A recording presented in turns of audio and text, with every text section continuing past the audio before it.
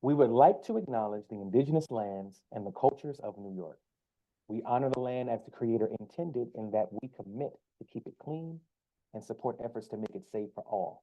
We can show honor to the native keepers of the land by recognizing the value of their cultures, by learning the truth of their history and how it provided the foundation for this country as we experience it today. Thank you, everyone. Now, we will get into the introduction for our special guest speaker. Penny Smith, I'll put some respect on that name, is a certified professional in talent development, the Intercultural Developmental Instrument qualified administrator and co-creator of the Decolonizing Data and Language workshop.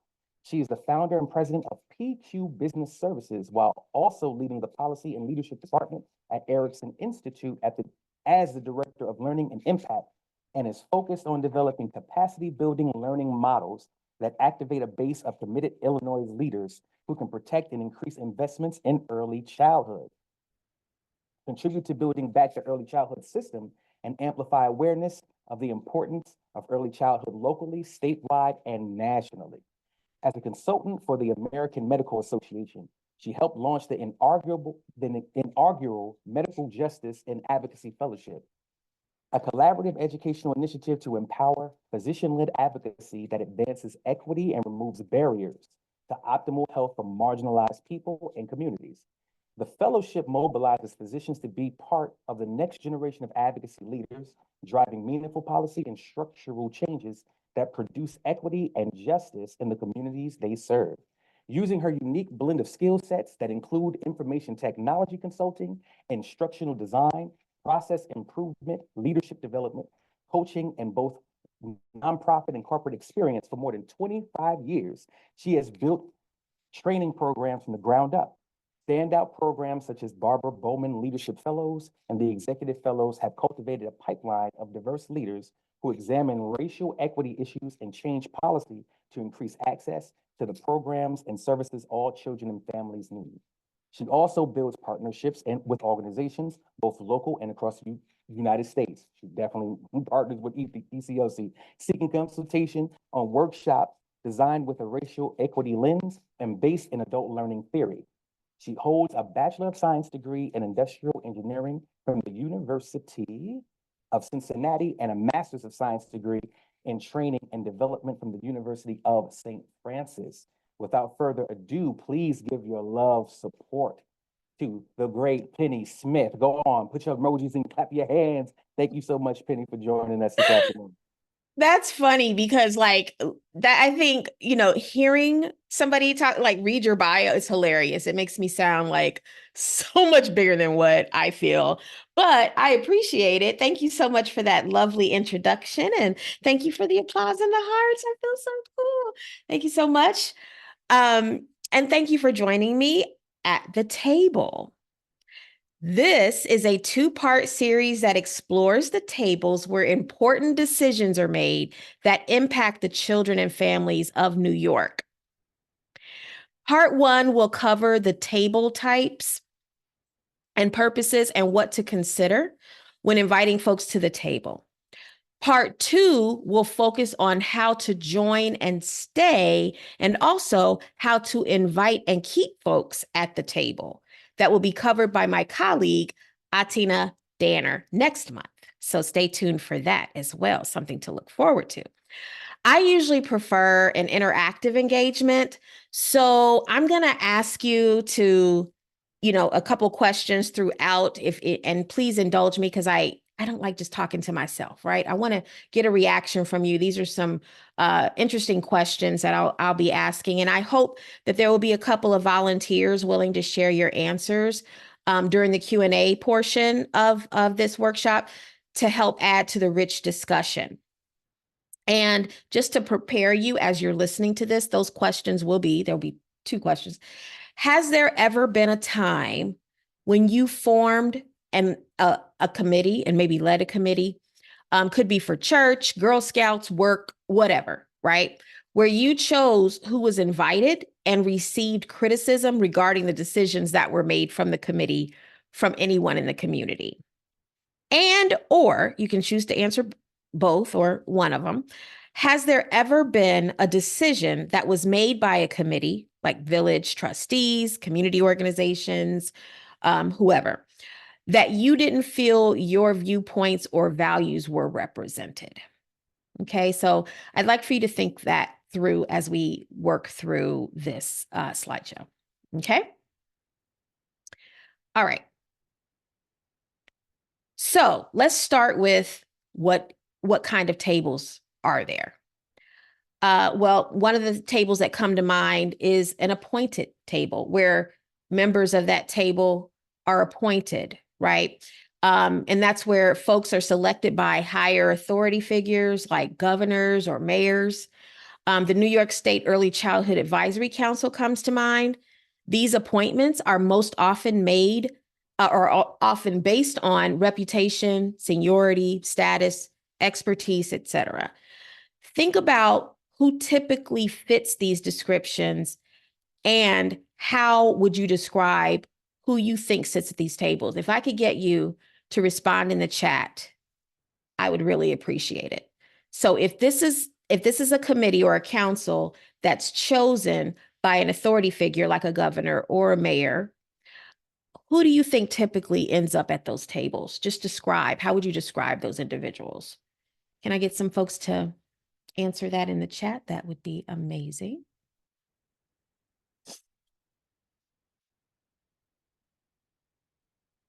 Absolutely. They're Put some of friends. those, Look at that. some of those answers in the chat when you think of those tables when it comes to decision making and power positions.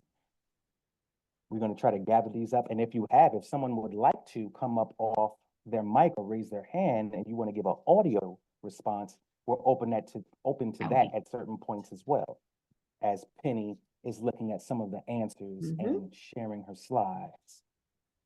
Agree. Yep. Like-minded individuals, connected, folks who do not challenge the agenda of that administration, which is probably counterproductive. Look at that. Connection and network. People who like them, right? Like, who are these folks? How'd they get on that list? Politically aligned. Yes. Yes, absolutely. Thank you for that. Now let's cover another type of table. And those are ones with invitations. And they're where folks are tapped to join a table based on either or both positions at the organization. Often we are voluntold based on our position with an organization or the expertise or familiarity. For example, preschool development, birth through 5, also known as, because New York loves their acronyms, NYSB5. Includes the Center for Human Services Research, also known as CHSR, at University at Albany, and the New York Early Childhood Professional Development Institute, along with the state agencies. So what it looks like is the state agencies come together to meet, and then they've invited these two organizations that are not state agencies. These two institutions must have been invited to join the table. Now I'd like you to think about who you think would get these invitations. What do the members of the table look like based on that description? If you can put that in the chat, I'd love to see it. All right. Yes, like-minded folks who do not challenge. Okay. People who look like them, politically aligned, connection and network. Okay. All right. Thank you for that one. All right. And so the last type that I want to discuss are public tables. Like the Early Childhood Advisory Council, also known as ECAC in New York, seeks additional perspectives through its Parent Advisory Council, work group participation, and annual community town hall conversations and listening sessions. These are tables that anyone can join. So I'm curious, have you ever joined tables that are open to the public like these? Do you take those opportunities? Did you return? Why or why not? And again, if anybody wants to come off, and want to get on the mic and say something, that would be great too. But I'm curious because there's often, these committees that are available to, to receive public input. And I wonder how many of you kind of take that opportunity or have done it in the past and maybe didn't return, or you return. Tell us about your experience.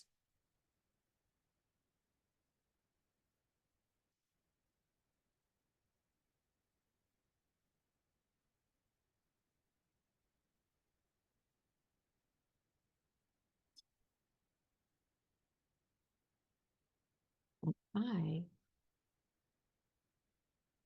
am not seeing the response come through for me. Okay, here we go. Oh, we got a raised hand. Okay, let's go. Elizabeth, would you like to share? Yes. When you say if we being in a table, my English is not the best, but I'm going to try my best. Let's go. Thank you so much for the invitation on the table. I appreciate it. And problem. because maybe it's a lot of things to learn and a lot of things to say. Okay. I once went to with Empire State to talk about childcare. And now I want to keep learning more with you guys, everything you do. And I hope we can have better opportunity for the area of the Bronx, because it's a lot of Spanish in this area. Mhm. And like we need more conversation too in Spanish. And we also can have a lot to give for the table. Thank you. I appreciate that, Elizabeth. Thank you. And in the chat, I see I have attended the lobbying days with a variety of people, all related to early childhood. Okay, good. Unfortunately, I haven't, but that is definitely something that I am eager. I hope that when we, finish our discussion today, I hope that you all do feel encouraged to attend. Invite yourself, because you're not always going to be invited. We see what the answers were in the chat. What you all have said is usually people that, people already know. But there's an opportunity to, there's tactics you can use, and we'll cover that in detail in part 2, but just to kind of, start to think about that. Don't forget those public tables that are out there, because those are definitely tables that you want to take advantage of. And you also, might be discouraged. You might have done it and maybe you didn't feel heard. Maybe you felt like it was just, okay, let's just say we're inviting them. We don't really care about what their input is. And so what are some things that you can do to feel heard so it doesn't discourage you from having your voice heard, because it's so important. It is so important. So I hope you find it important after we finish our discussion today. So thank you for contributing to the chat. So basically some examples of some tables, include but are not limited to, that we'll be kind of thinking about today, is policy tables, coalitions, task forces, and commissions. All right. So okay, there we go. So here's a picture of me I believe I was 3 years old on this one. I want to start with my story.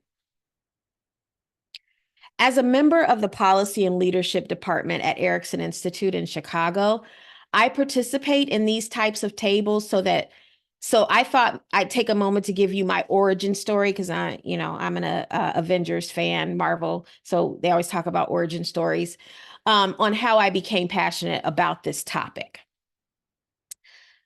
My introduction to early childhood began from the age of 6 weeks as a child of a single mother who held multiple jobs at any given point in time, with jobs that often included second and third shifts when childcare was not as readily available.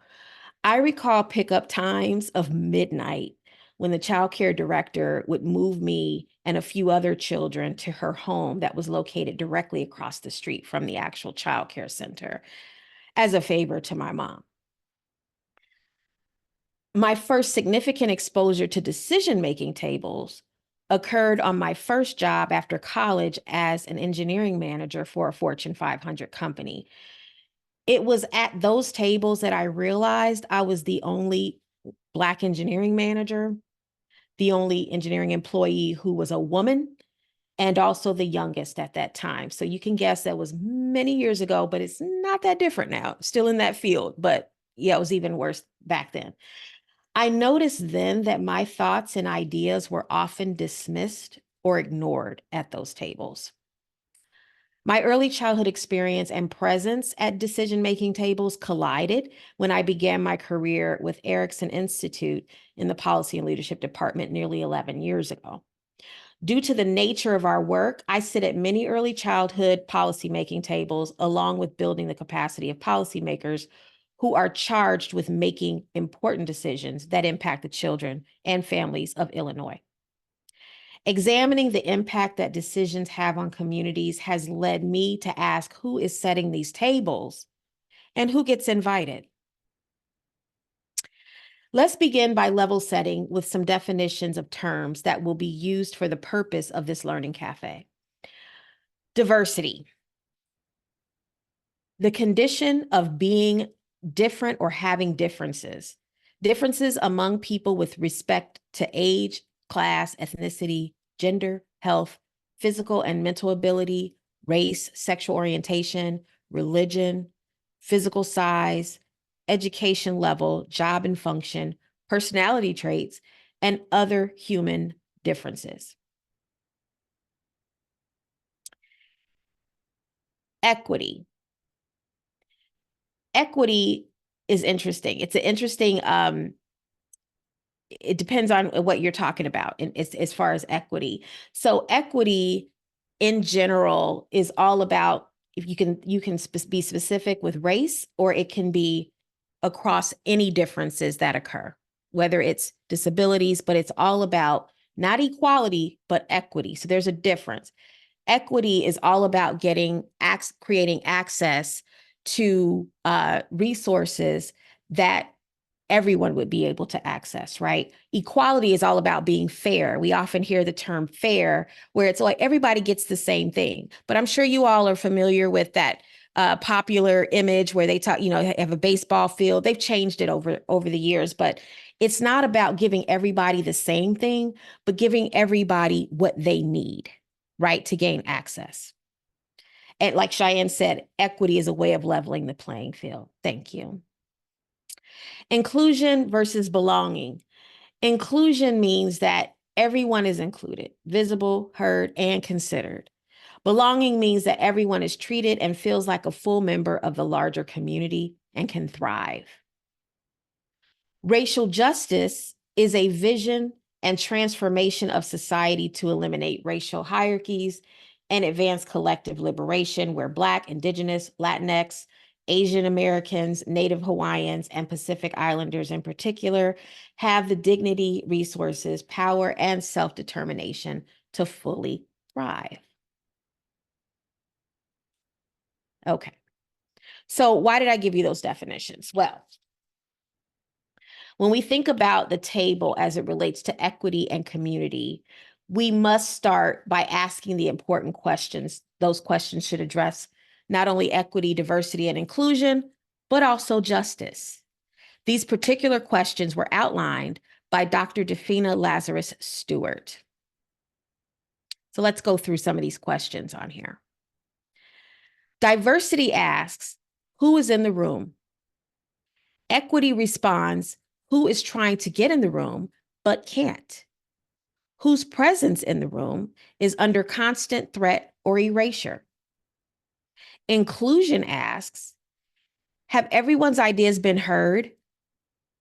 Justice responds, whose ideas won't be taken as seriously because they aren't in the majority?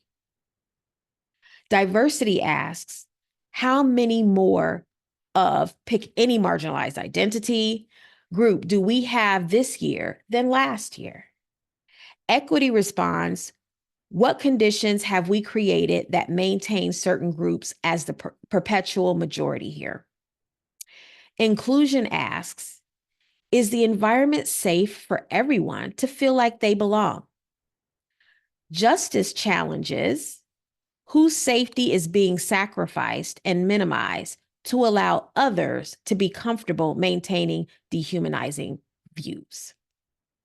Okay.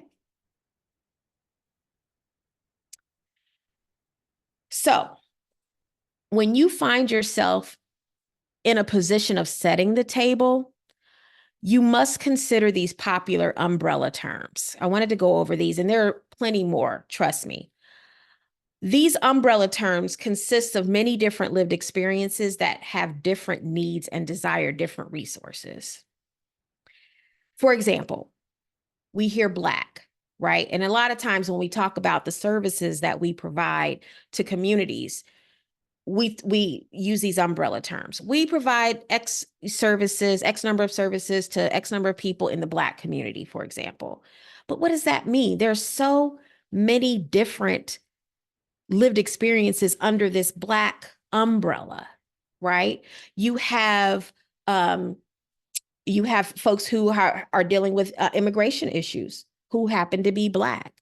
You have folks who are, who have ancestors who were enslaved Africans, right?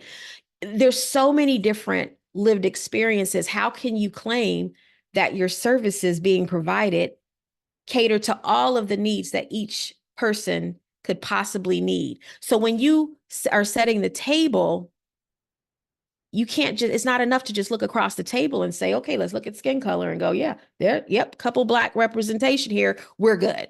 You got to go beyond that, right? The same for Hispanic, Latino, Latine, Latina, Latinx, because those terms, you have to be educated on where you are. What part of the, United States are you in when you're talking about that? Because people have different preferences for what they want to be called. That is an umbrella. You know that there are different needs that Puerto Ricans might have from Mexicans or Cubans. It depends on where they're coming from. You can't use an umbrella and say that you're serving all the needs of everybody under that umbrella, because it's just not possible, right? There's so many different lived experiences. The same with Asian. You have Filipino, Chinese. Like, do you really think that everybody is experiencing the same thing or has the same needs to have their basic human needs met?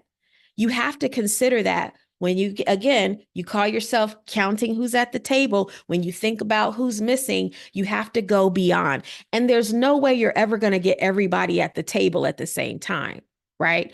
But you should at least know and recognize whose lived experience might not be present at that table that you're creating. Disabilities. This is one that hits home for me because my mother walks with a cane. She has, all these physical disabilities that she has to deal with. And what's interesting is when you hear the word disability and we have the placard to, park, they only think of, so many people only think of people who are physically sitting in a wheelchair.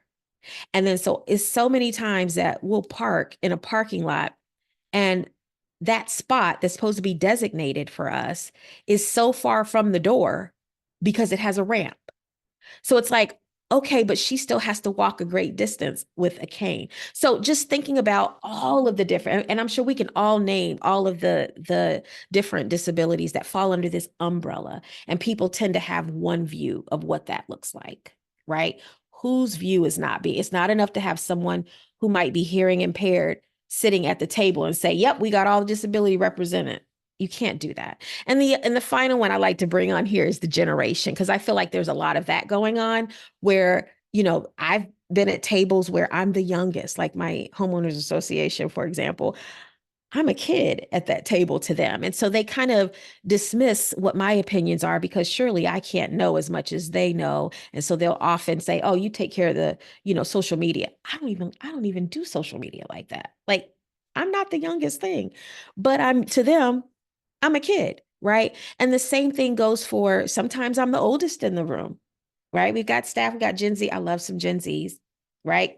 Like honey badgers. They don't, I don't know if you're familiar with that term, but anyway, you have to also be careful not to be hypercritical of different. So it goes both ways. Some folks who are older, might not be heard, and some people who are younger might not be heard. But stay cognizant of who's sitting at that table and who might not be heard by listening to Dr. Stewart's list of questions. Have that sitting there as like a little tool if you're the one creating the table, or if you're the one participating at the table. Be brave enough to call that out. Like, let's draw out the attention of who's missing here. Okay. It's not enough to look across the table and decide that all lived experiences are being represented under these umbrellas. Also, there's no way all of the possible lived experiences will be present at the table, right? But what you can do is continue to develop a cultural competency that will allow you to recognize what lenses are not being represented at the table. For part 2, you will talk about tactics for getting invited to and making invitations for decision-making tables. Now, let's do some Q&A, and we'll also take the opportunity to hear from anyone who would be willing to share their experiences addressing the questions that I asked at the start of this Learning Cafe. And as a reminder, those questions were, has there ever been a time when you formed and led a committee, again, could be for church, Girl Scouts, work, whatever, where you chose who was invited and received criticism after you made those decisions that were made from the committee from anyone in the community? Or has there ever been a decision that was made by a committee, such as in your community or whoever, that you didn't feel your viewpoints or values were represented? So if in the chat, you can either ask a question, comment, or share your experience. I'm really excited to have this, engage in this conversation with you about these tables. What are your thoughts? What's squared away? What are you wondering? And feel free to raise your hand too, if you want to talk. Penny, thank you so much. And for our audience, please, we know that you need some time to kind of ruminate and think and contemplate on those questions. We don't want your questions to be forced. We want them to be quality questions. So as that is happening, and as you're thinking of this, we have a couple questions that are already in the QA that we'll read over. But before doing so, Naya's going to throw a link into the chat. And as you're going over those questions and thinking of some quality responses, we want you to respond to this survey, have it clear, just have it queued up. You don't have to complete it now, but have it ready and loaded so that at the post or completion of this Learning Cafe, we can get feedback from you so that we can have more conversations like this that are focused on equity, inclusion, and other topics of your interest and of your desire. So as Penny was saying, those 2 questions, has there ever been a time where you formed, have you ever formed a table? Have you ever been invited to a table? You were invited to a table, but other members of your community were not present at that same table that you were invited to. How did you experience that? Were you an advocate in the situation? Did you not realize until after the fact that, oh, I'm being invited to this table, but there's other members that need help in my community that weren't invited? What's up with that? Did you dig deeper into it? Think about that question. The other question, has there ever been a decision that was made at a committee or table that you did not feel your viewpoints or your values were represented? So we got a couple of hands. We're going to start with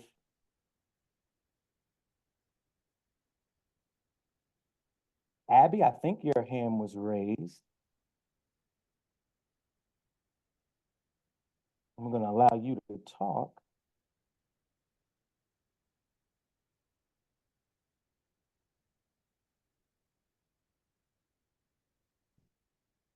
How about John? Are you there, John?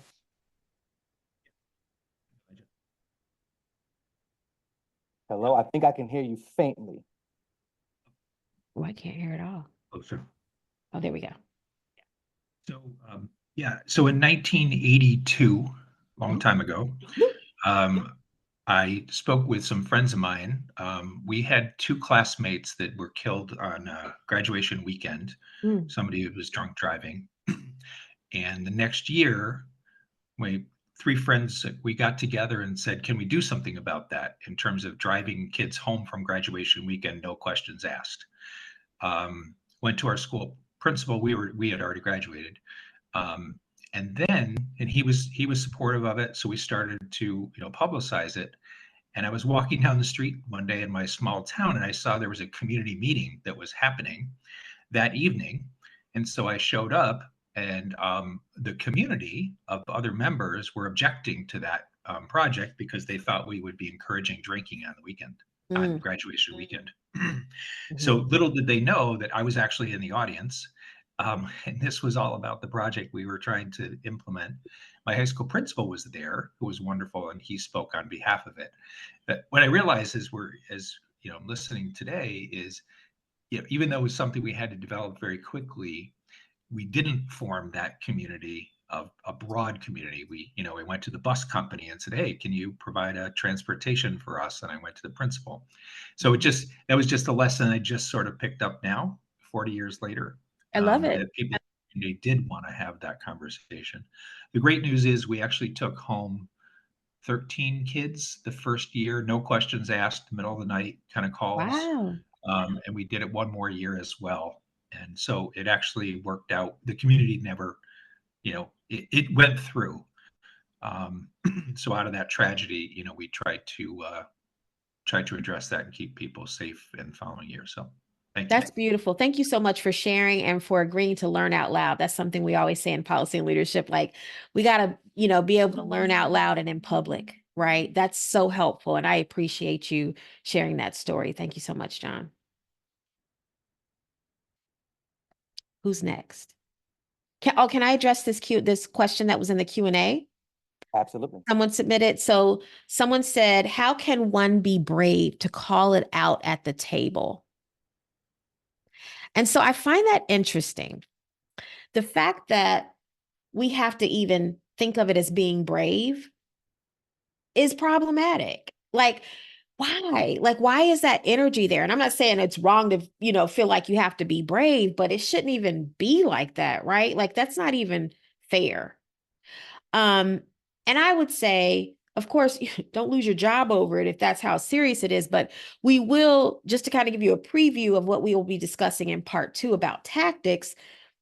One of the methods that I've used, where if I felt like sitting at a particular table, my race might make it where I can't say certain things, right? So like as a Black woman, oftentimes if we say things, some people possess biases that say, okay, angry Black woman, just for bringing something up, right? If I feel like that energy is at the table, what I'll do is I have allies, right, that are all of different race, ethnic backgrounds, that, okay, you know what, at this table, you'll be heard better than me. So let's come together and talk about how we're going to address certain things. And so that's definitely one of the tactics that I use. So if it's necessary to have to feel brave because it happens, I mean, let's be real. I would, there's definitely some techniques that I use for that. But other than that, if you don't feel like the energy is there and it's maybe just your own fears, then I would say the more you do it, the less fearful you'll be, right? You'll be surprised that usually whatever it is that you're thinking, you're usually not the only one in the room thinking it.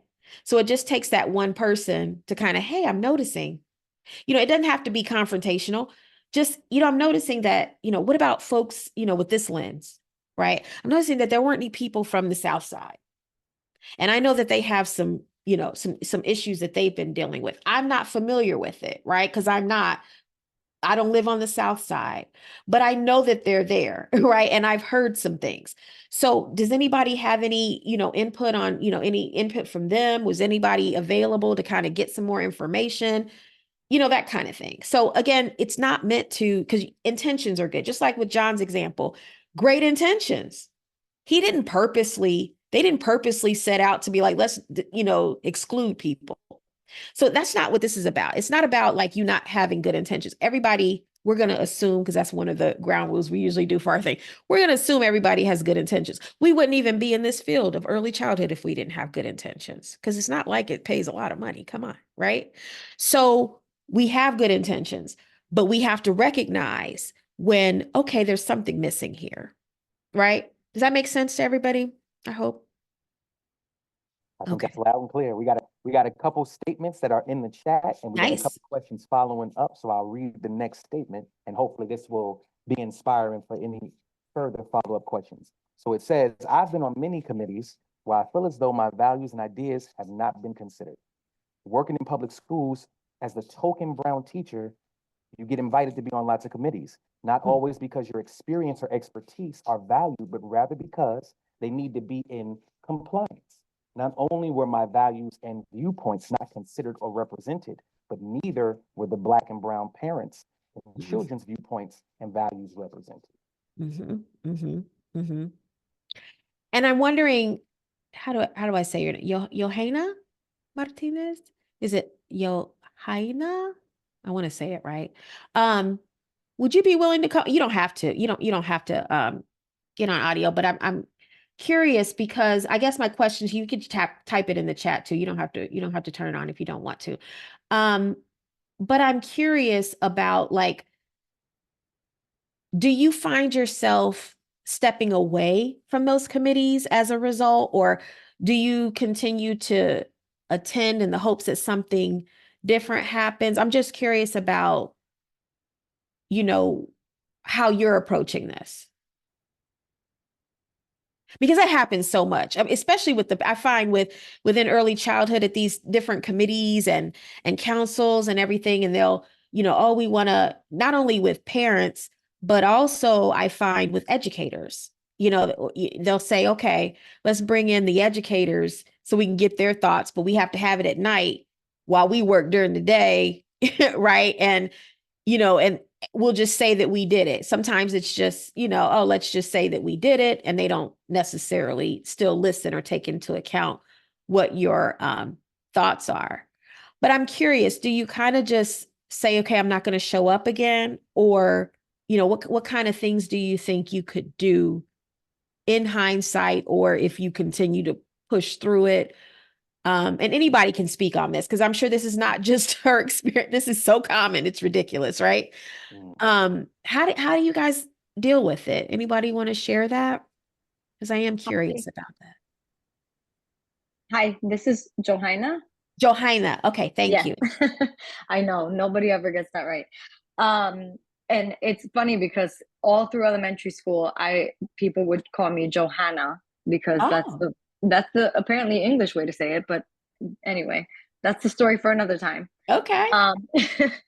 So I do try to stay on the committees as much as possible. It is very draining, emotionally, just to see, like, there's so much, the changes are very minimal that can be made to satisfy the needs and and the desires of these parents and the children. But for whatever reason, they choose just not to do it. They choose the path of insanity, just keep doing things the same way over and over again.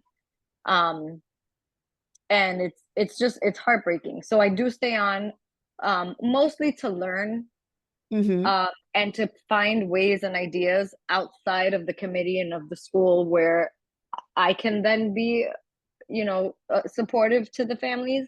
And I'll say, like, there have been times that early in my career where I was like, I can't do this. And I have left committees and I have left schools. And the more I've traveled in the school districts, the worse it is. It's the same everywhere. I move on looking for the change and the positivity, and it's just not out there, unfortunately.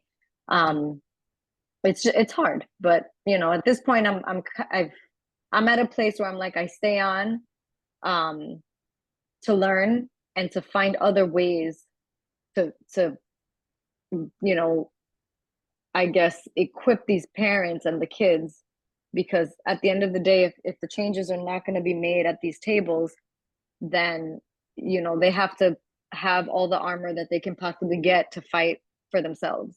Yep. So that's really why I stay on. And I appreciate you for staying on, and you bring up another side of this, right? There's the overkill on representation on some of these committees. So, like, I think one of the biggest examples is these DEI committees, right? It's like, oh, you're Black, you're brown, you're whoever, you're going to sit on this committee, right? And it's like, really, I have to, I'm the designated, like, I got to sit on this because you're counting, right? Like, you're not even showing, you're not demonstrating any proof necessarily that what I say will be taken into account. So you got to do more than that. And sometimes, you know, people have to do their homework. Like I said, you have to have some, you know, cultural competencies in place so that you're not overwhelming or putting an extra burden or limiting. I mean, because I'm sure this happens a lot too, where it's like, oh, you speak Spanish, so can you do the interpretation? Like that's all you're limited to in terms of how you're tapping into people's knowledge. That's not it, right? Like, so being aware of that and also having representation at that table that speaks on behalf of these, you know, communities that might be missing from that table. Does that make sense? I hope that's making sense what I just said, because thank you for bringing that up, because that's another thing, right? Are you tapping in? What knowledge are you tapping into, folks, right? Like, do better if you're doing the tables. Aina, thank you so much for your question and for your response, your follow-up. Thank you, John Rice, as well, for your statement. There is a question that kind of goes right into mode of the subject that you're talking about, Penny, and it asks, should those seeking to become more diverse or inclusive seek out BIPOC staff and or professionals first to gain a better understanding of how equity should be applied, or should personal study be done first? I guess I would say that depends, right? You know, from a professional development and just respect standpoint, it's always good to, you know, start with staff to kind of tap into that knowledge base, because there's so much talent that sits often at organizations that go untapped because, you know, in the HR system, that's what they were hired for. That's all they know, right? So I always say tap into, you know, who's in the organization, because they will have more information too, right? They will know what it is you're trying to accomplish. But also asking them, not telling, right? Asking them, giving them all the information, you know, to show that you respect what knowledge, be clear about what you want from them. Here's what I want to tap into. Promise you, I'm not tapping in because I need to have a count of X number of this, X number of that. Like, show that the information that you want, right, is needed. And that makes a difference in somebody's level of, you know, motivation to participate. So I would definitely say that. And I would definitely recognize that, again, you could be looking at me and Elijah right now on camera and assume that we have the same lived experience because we're both Black. And that's not true, right? So tap in, ask questions, have some, you know, I love a good like checklist or a survey, right? Have some questions already ready to ask somebody where you're having a genuine interest in somebody's lived experience. You know, like, how did you grow up? If you don't mind, like, this is what I'm trying to get. I'm trying to make sure we're representing all of these, you know, lived experiences. I don't want to make any assumptions, right? So tell me a little bit about your lived experience.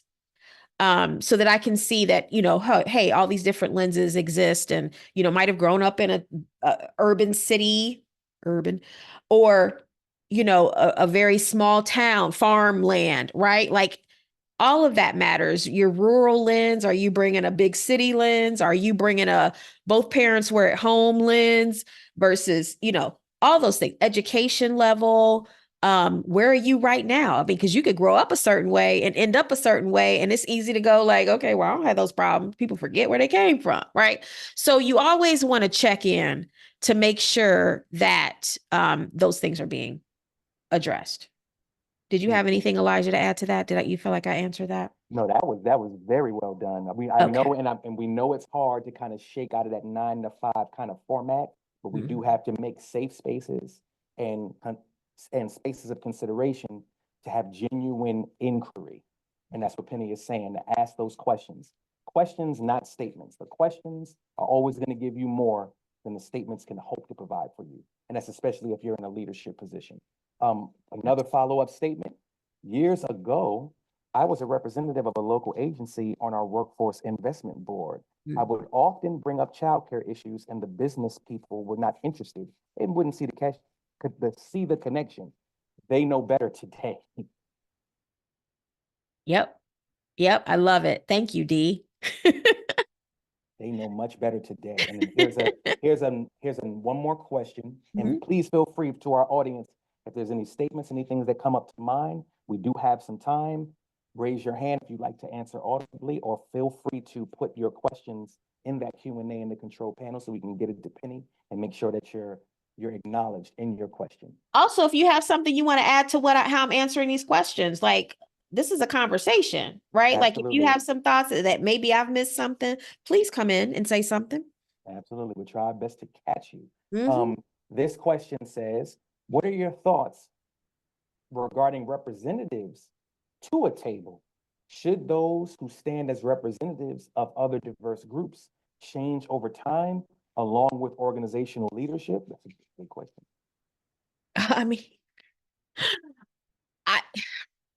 I mean, yes, right? Like, if there's ever going to be any true desire for ensuring that we're considering everything for some good systemic change, right? Like, I don't know about you guys in New York, but in Illinois, we're always talking about, like, folks that are involved in this work is like, we really aren't doing this so that my job exists later. Like, my job shouldn't have to exist to do this work. I mean, think about it. Like, we're here, as far as our work. I'm not saying your work. I don't know, if you guys are doing direct service and all those things, but this goal of, like, ensuring that there's this access and equity and, and to these resources that we need, everybody's basic human needs should be being met.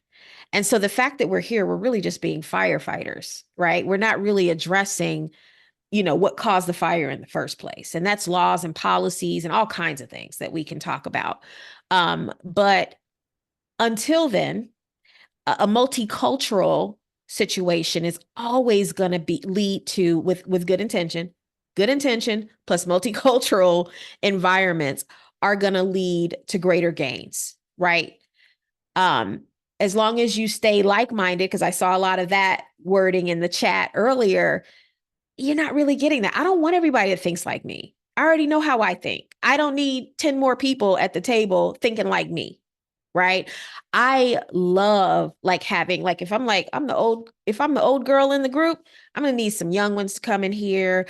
I'm going to need, different lenses. I'm going to, as many as possible. And what I don't know about a culture, I commit to learning more. Like, do we have any indigenous folks up in here? Because you want to talk about somebody being erased and just dismissed from the conversation. Let's see how we can get, some of that in there. Because especially when you talk about early childhood, like, quality standards, it's like, what if they don't agree? I mean, what if they don't agree that that's quality for, who's defining what quality is without taking into account culture, right? And so all of those things, you have to be aware, just stay curious, stay, learning about, if there's any group that you just don't know about, stay curious, learn out loud. If you don't say things out loud, no one can correct you. So don't be afraid to sound stupid, right? Like, that's all. I mean, that's as frank as I can be. That's a chief, that is a chief concern and a chief fear, but I totally agree with you. And what Penny is challenging or calling for us to do is to have reflection as opposed to reaction. This is not something that has to go into effect because something is wrong. It should be something that is intentional and consistent reflection so that you can improve, be better. You don't have to wait for, if I had to make an analogy, you don't have to wait for you to show signs of being diabetic to make sure that you improve certain aspects of your diet, or wait until you have immobility in certain bones or things like that to be active and walk now or go to the gym now. There's certain things that you can do that can be put in place to improve without it having to be reaction to something that is an urgent, wrong or bad or red flag. So I think that is very, very beneficial to our audience. And then there's one more question here. I want to set up supports for diverse groups, i.e. employee resource groups or ERGs, affinity groups, or LGBTQIA+, race, women, etc. but our leadership is strongly reluctant to support change in that direction. Do you have any advice on what to do in this situation? Well, that's interesting because we actually have that at Erikson. And one of the things that you want to be cognizant of, and again, first, always assume good intentions. So the fact that they're not doing it might be some good reasons, and I would encourage a deeper conversation. One of the things that comes to mind for me in developing those groups is you also have to factor in power, right? So you might have a group, it might be, a group of Black folks in the ERG, Black ERG, right? And we meet up, but somebody might be an executive and somebody might be an admin, and that can be complicated. And then it's like, okay, well, what does that mean when we talk about the umbrellas? We always struggled with, how do you group? And this is usually where organizations go, I give up because it's too complicated. If you had, say, a Black ERG, is that what Black people are in it that might have the same experience? Maybe it's, like, for example, we have one that we call the sister circle. Because it's like, in particular, it's Black women, right, who have different experiences than men that might be in there. But then how do you have that Black experience, so-called Black experience, because everybody assuming we all have the same lived experiences and challenges, you want to be inclusive of everybody, maybe. But then maybe there's, Spanish speaking, right? Like Black Latinas or Latinos that are, okay, I want to address this issue, as a Latina or Latino, but I also want to address this issue as being Black, right? So this is so complicated, and you end up sometimes fearing that you're going to be offensive by saying, okay, do I qualify to be in this or not, right? And so sometimes that's where organizations will just give up on that. So I would encourage, if you really want to push for that, because I do think that there needs to be a safe space for groups to meet and really talk about, like, dang, I feel excluded. I don't feel heard. And I want to talk to other people and figure out how they're dealing with it. I strongly encourage it, but have that conversation with the powers that be in a manner that is, I know that you want good for us, even if you don't think it is, but I know that you want the best for us and you have good intentions, and approaching with that energy can lead to more conversation. And if you have some solutions in mind, ready to go. Because it's really, I'm one of those people that's like, please don't come to me with problems and no solutions. Please don't do that to me. I don't want to hear that. Come with some solutions ready. Like, if this is an issue, here's a suggestion, what we could try that, so that they know that I acknowledge that you want to do it and that there's a need. And so let's figure out together how we can make this work. Penny, thank you so much. I can't thank you enough. Our audience thanks you. Thank you Every for having second me. of this presentation has opened our minds up for more questions and more points to consider when it comes to diversity, equity, inclusion, and belonging. For everyone that attended, if you need it once more, if you check out the chat, we have the link to our survey. We want to get your feedback. Let us know how you felt. We also have information for you to join the Early Care and Learning Council's YouTube channel. Please subscribe, because you'll have access to our Learning Cafe playlist. If you think this was something, you got to go back and see where we've come from to see where we're going next. So please subscribe to that. Look at our videos that we have archived and give us that information, because there may be specific areas where there's intersectionality and the complexity of that. There's things that we don't consider, exactly like Penny said. We are not the all-encompassing gurus of diversity, equity, and inclusion. I'm not, Naya's not, Penny is not either. But as a collective community, we can cover a whole lot more space. So I know you're in a lot of Zooms and you get a lot of surveys, but please just summon up as much endurance and perseverance as you can, because the information you provide is very insightful and helps us to be more inclusive each day that we go along. So with that being said, everyone, please enjoy the rest of your day. Penny, thank you so much. Enjoy your evening. Thank you. Thank you Coming for out of having me. Chicago. Thanks for another Learning Cafe. You could have been anywhere, but you spent your time here with us. We hope to see you next month. Have a great day. All right. Bye.